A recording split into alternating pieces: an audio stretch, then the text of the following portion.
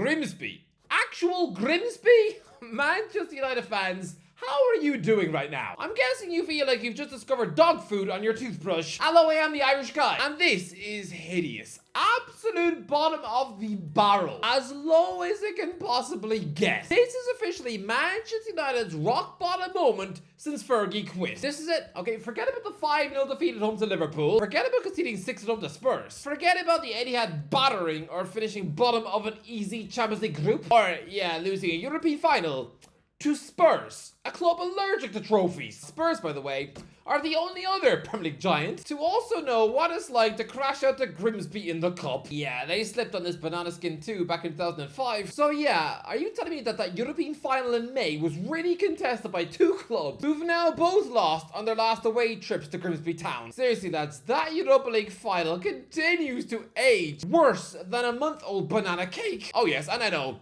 I'm wearing a Sunderland shirt. Isn't this nice and cute?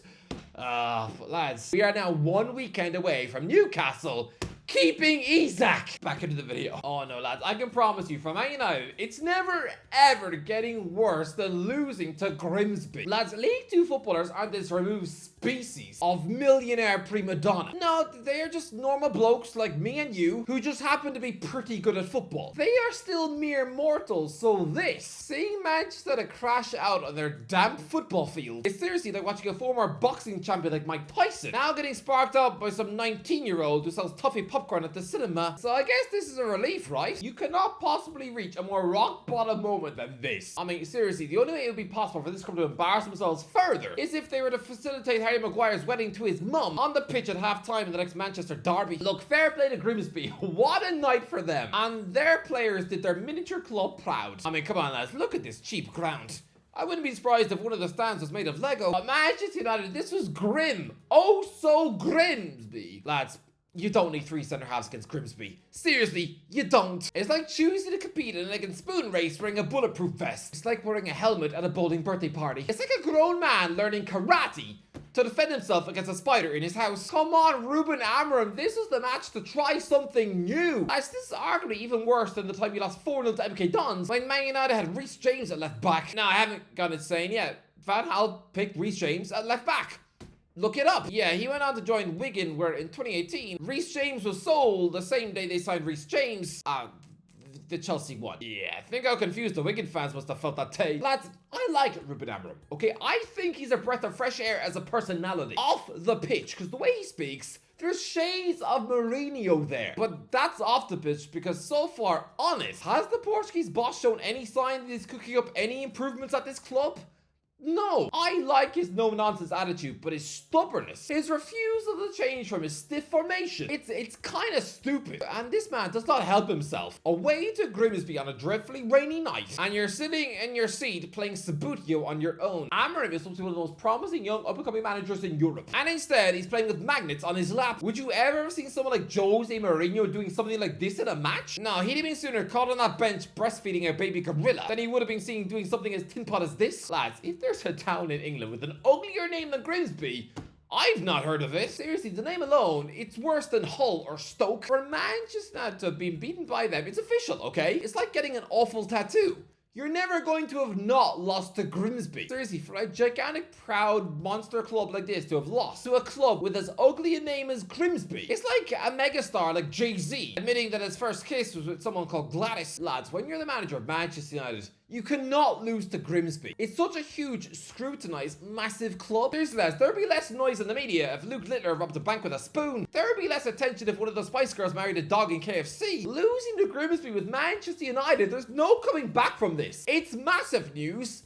And it's embarrassing news. Lads, I was shocked to see Amorim field so many first-teamers in this match. If there was ever a game to try out the B team and do something new, it's this. Seriously, seeing Bruno in Grimsby, that didn't look like a football match. It sounded like someone trying to choose between two Sacha Baron Cohen DVDs. I mean, I think we all know which one Celtic fans were watching this week. Lads, David Hay was laughed at the club shortly after the Europa League final where, yeah, during the penalty shootout against Villarreal, he was about as much use as a chocolate mobile phone. He obviously led in 11 penalties that night. He's supposed to be a world-class shot stopper, and yet he let the entire Villarreal team queue up to score against him. But Onana just conceded 12 penalties against Grimsby. He provided such a little resistance in net, repeatedly showing us all that yes, he has wrists made of pancakes. How could he only save 1 of 13 attempts by Grimsby footballers? I don't get it. Lads, when Sir Alex Ferguson was at Manchester United, they used to get taken to penalties by the likes of Arsenal and Chelsea. That was kind of it. Yeah, since he left, this club has been taken to penalties by the likes of Sunderland, Middlesbrough, Derby County, Rochdale, Middlesbrough again, Brighton, Coventry, Fulham, and Grimsby. What? I mean, lads, considering this pitch was so soggy and wet, I'm kind of amazed not a single player slipped. But Matheus Cunha is given a chance to just score his penalty and send Man United through. Yeah, as a £65 million Brazil international, all you're being asked to do is just slot a penalty past a 30-year-old Christine Pin. Somebody who probably sells Rice Krispie buns out of his flat for some extra cash. Seriously, this is 4th division football. But no, Cunha chose to chuck in some arrogant, limp effort that was easily saved, before eventually Mbemo takes a second penalty and hits the bar. And lads, Benjamin Šeško, he rejected the opportunity to move to Newcastle to become the star man at Old Trafford, right? And yet, he takes the 10th penalty. He watched 2 centre-halves and a right-back step forward to take a penalty before him.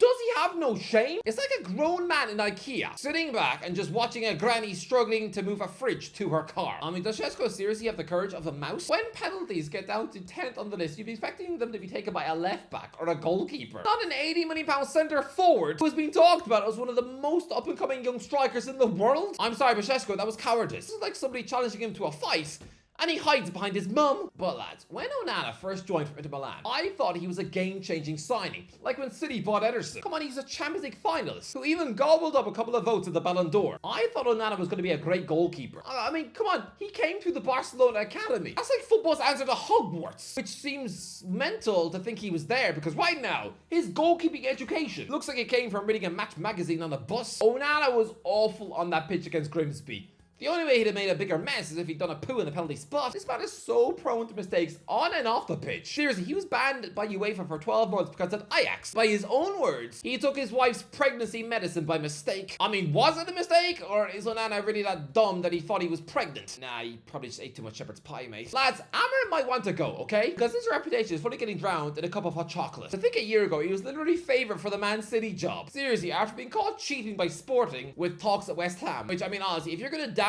your legend status at a club, are you really choosing to sacrifice all that for West Ham? I'm sorry, West Ham, okay, but title-winning Amorim merits a statue outside Ronaldo's boyhood club. That is a supreme honour in itself. So choosing to risk that worship status by jetting off to have brunch with David Sullivan? Really? The Man City link was more like it. His mate Hugo Viana had taken the sporting director's job. Pep Guardiola was having a meltdown. It looked like Amorim was going to be next in line for the throne. By now, he gets this mess instead. Lads, if he were to be sacked today, where does he go? Because most Manchester United managers don't recover from failure at this club. Price of Ole Gunnar Solskjaer spent 3 years out of work, and I mean, before taking the Besiktas job, was in advanced discussions about becoming the next manager of Ireland. Yeah, this is a Europa League final manager who finished 2nd in the Prem and was still in a race for the Ireland job with the boss of Jamaica. I mean, look, to be fair, Ten Hag did land on his feet with a quality Champions League job at Bayer Leverkusen, although I think we all know he's going to be sacked before Christmas, so maybe Amorim won't be a completely unwanted sandwich, but still. It's messy, and the huge worry for Manchester United is this. What is the caliber of manager who will actually want the job after Amorim? Because that'll be both Ten Hag and Amorim who couldn't fix the club. Who next? What sensible manager is going to want this? It's not an attractive job right now. I genuinely believe if Amorim were to be sacked today, then the next boss coming in would be Gareth Southgate. I mean, come on, you don't spend 8 years as England manager and then just quit work forever in your mid-50s. Your ego won't allow it. And Southgate has had admirers at Old Trafford for a while. He was linked with replacing Mourinho at Man United after the 2018 World Cup. And oh boy, if Man United actually give the manager job to somebody who hasn't managed a Premier League match since relegation with Middlesbrough 16 years ago, I think I might bite off my eyebrows in disbelief. He hasn't been a Premier League gaffer since before Max Cowan was born. I said it couldn't get worse than Grimsby.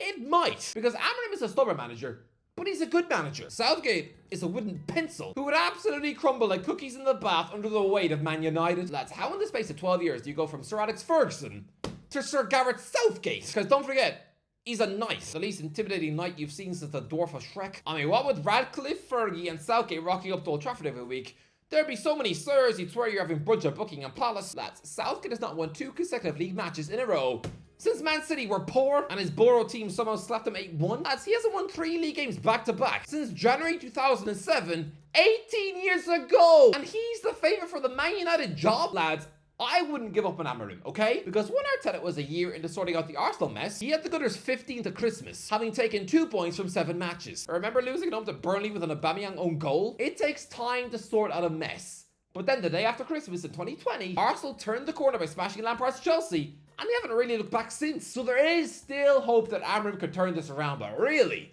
Grimsby? Anyway, that's the end of the video. Let me know in the comments. I really want to take this off now. This Sunday, one more video. Anyway, that's the end of the video. Let me know in the comments. What do you think? Let me know. If you enjoyed it, don't forget to like it. I'll talk to you in a while.